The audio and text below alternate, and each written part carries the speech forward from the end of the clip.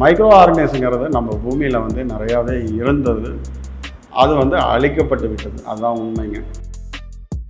Bio fertiliser அப்படிங்கிறது எப்படி உற்பத்தி பண்ணுறாங்க அப்படின்னு போயிட்டிங்கன்னா, பயோ ஃபெர்டிலைசரை வந்து நம்ம பயன்படுத்த வேண்டிய சூழ்நிலைக்கு தள்ளப்படுறோம். ஏன் காரணம்னா, டைம்ஸ் ஆஃப் இந்தியா சமயம் தமிழ் நேயர்களுக்கு என் இனிய வணக்கங்கள். நான் வந்து பிரபு சங்கருங்க, உயிர் ஆர்கானிக் ஃபார்மர்ஸ் மார்க்கெட்டோட ஃபவுண்டர் அண்ட் சேர்மன் பேசுகிறேன். இப்போ இந்த ஆர்கானிக்ங்கிற டாப்பிக்கில் பார்த்தீங்கன்னா, பயோ ஃபெர்டிலைசர் என்னடா அது பயோ ஃபெர்டிலைசர்னு திடீர்னு சொல்கிறீங்க, இப்போ தான் ஃபெர்டிலைசர் வேண்டாம், ரசாயனம் வேண்டாம் அப்படிங்கும்போது பயோ ஃபெர்டிலைசர் அப்படிங்கும்போது, பயோ ஃபெர்டிலைசர் அப்படின்னு எடுத்துக்கிட்டிங்கனாலே ஒன்றுமே இல்லைங்க, மைக்ரோ ஆர்கானிசம். மைக்ரோ ஆர்கானிசங்கிறது நம்ம பூமியில் வந்து நிறையாவே இருந்தது, அது வந்து அழிக்கப்பட்டு விட்டது. அதுதான் உண்மைங்க. நான் ஏற்கனவே சொன்ன மாதிரி 1,30,000 ஏக்கரால் வந்து இப்போ வந்து 130 லட்சம் ஏக்கரில் வந்து நம்ம 63 லட்சம் ஏக்கர் தான் வந்து நம்ம வந்து பயன்படுத்திக்கிட்டு இருக்கிறோம். ஸோ அந்த பயன்படுத்துகிற ஏக்கரில் தான் வந்து இது அழிக்கப்பட்டிருக்குது. பயன்படுத்தாத ஏக்கரில் வந்து இது அப்படியே தான் இருக்குது. ஸோ வந்து வெர்ஜன் லேண்ட் அதில் அப்படியே தான் இருக்குது. ஸோ என்ன இந்த மைக்ரோ ஆர்கனிசம் அப்படின்னா, நம்ம பூமி கீழே லட்சக்கணக்கான நுண்ணுயிர்கள் இருக்குங்க. அதில் இருக்கிற நுண்ணுயிர்களில் நம்ம பயிருக்கு பலன் கொடுக்கக்கூடிய நுண்ணுயிர்கள். எக்ஸாம்பிளுக்கு எடுத்துட்டிங்கன்னா தலைச்சத்து, அதாவது வந்து பயிருக்கு தேவை தலைச்சத்து.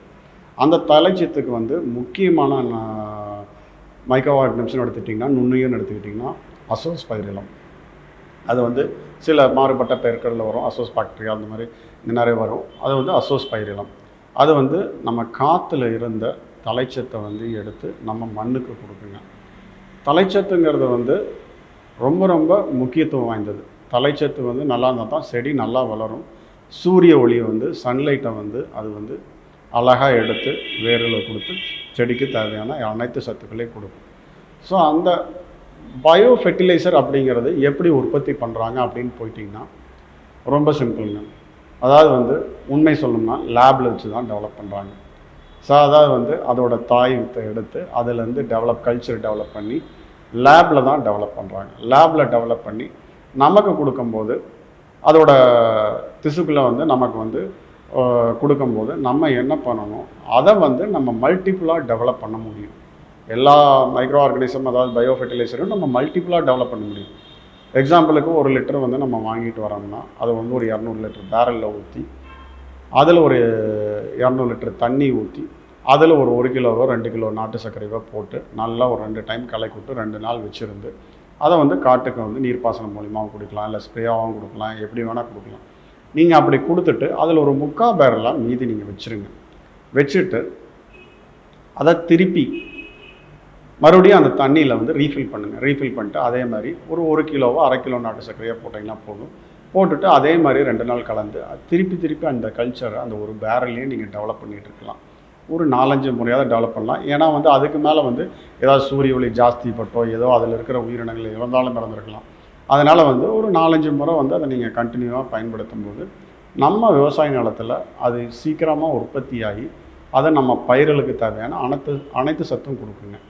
இதே மாதிரி அந்த பயோ ஃபெர்டிலைசர் எடுத்துட்டிங்கன்னா எல்லா வகையிலையும், அதாவது வந்து தலைச்சத்துக்கு இருக்கிற மாதிரி மற்றதுக்கும் இருக்குங்க. அதை பற்றி பார்க்க போனால் ரைசோபியம். ஸோ இந்த மாதிரி வந்து நம்ம வந்து பொட்டாஷ் மொபைலைசிங் இந்த மாதிரி நிறையா விஷயங்கள் இருக்குது. இந்த பாக்டீரியாவுக்குனா மணிச்சத்து, சாம்பல் சத்து, இதெல்லாம் வந்து நம்ம வந்து இதே சேம் நம்ம வந்து அசோஸ்பைரிலம் எப்படி பண்ணணுமோ அதே வகையில் வந்து இதை வந்து மணிச்சத்தும் வேணும், சாம்பல் சத்தும் வேணும், தலைச்சத்தும், இந்த 3 சத்தும் நம்ம பயிருக்கு வந்து முக்கிய அவசியம்.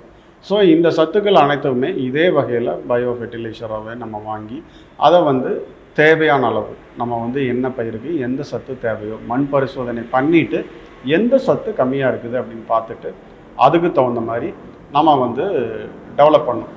இப்போ ஜிங்க் அப்படிங்கிற ஒரு விஷயம் வந்து நம்ம மண்ணில் கம்மியாக இருந்ததுன்னா அதுக்கு தேவையான பயோ ஃபெர்டிலைசரை வாங்கி அதையும் வந்து இதே மாதிரி கல்ச்சராக டெவலப் பண்ணணும். நீங்கள் வந்து பயோ ஃபெர்டிலைசர்னால் உடனே லட்சக்கணக்கில் அதை வாங்கணும், 6,000 7,000 8,000 வாங்கணும் அப்படிங்கிறதுலாம் இல்லை. 1 லிட்டர் வாங்கி அதை வந்து நீங்கள் வந்து டெவலப் பண்ணிக்கலாம். இந்த மாதிரி வந்து முயற்சியில் டெவலப் பண்ணி நீங்கள் அதை உங்கள் காட்டுக்கு பயன்படுத்தும் போது உங்களோட செலவினங்கள் குறையும். அதே மாதிரி இதை நீங்கள் பல வருஷம் கண்டினியூவாக பயன்படுத்தணுங்கிறது இல்லை. அதுக்கப்புறம் ரசாயனமோ பூச்சிக்கொல்லியோ உங்கள் காட்டில் நீங்கள் பயன்படுத்தலினாலே அது ஆட்டோமேட்டிக்காக உங்கள் காட்டில் டெவலப் ஆகிடும். டெவலப் ஆகும்போது ஒரு 3 வருஷம் 4 வருஷம் கடந்து போகும்போது உங்கள் காட்டோட உற்பத்தியும் சரி, அது மண்ணில் விளையக்கூடிய பயிர்களும் சரி ஒரு இயற்கை தன்மையோட நல்ல விளைச்சல் அடையும்.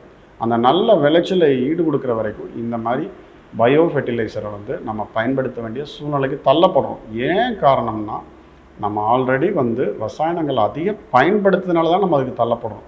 இதே வந்து வெர்ஜின் லேண்ட், அதாவது வந்து நம்ம வந்து எந்த பயிருமே பண்ணாத பூமி அப்படின்னா வந்து அதில் எந்த ரசாயனம் இல்லை, எந்த வந்து வகையான வந்து இது பூச்சிக்கொல்லியோ இல்லை வந்து களைக்கொல்லியோ எதுவுமே பயன்படுத்தலை, இது வரைக்கும் விவசாயமே பண்ணலை அப்படின்னு நீங்கள் பண்ணும்போது, அந்த பூமியில் பண்ணும்போது கண்டிப்பாக அதில் வந்து இந்த நுண்ணுயிர்கள் வந்து அதிகமாக இருக்கிறதுக்கு வாய்ப்புகள் இருக்குது. அந்த நுண்ணுயிர்கள் அதிகமாக இல்லாத பூமியில் மட்டும் நீங்கள் வந்து பயோ ஃபெர்டிலைசரை பயன்படுத்துங்க. மிக்க நன்றி.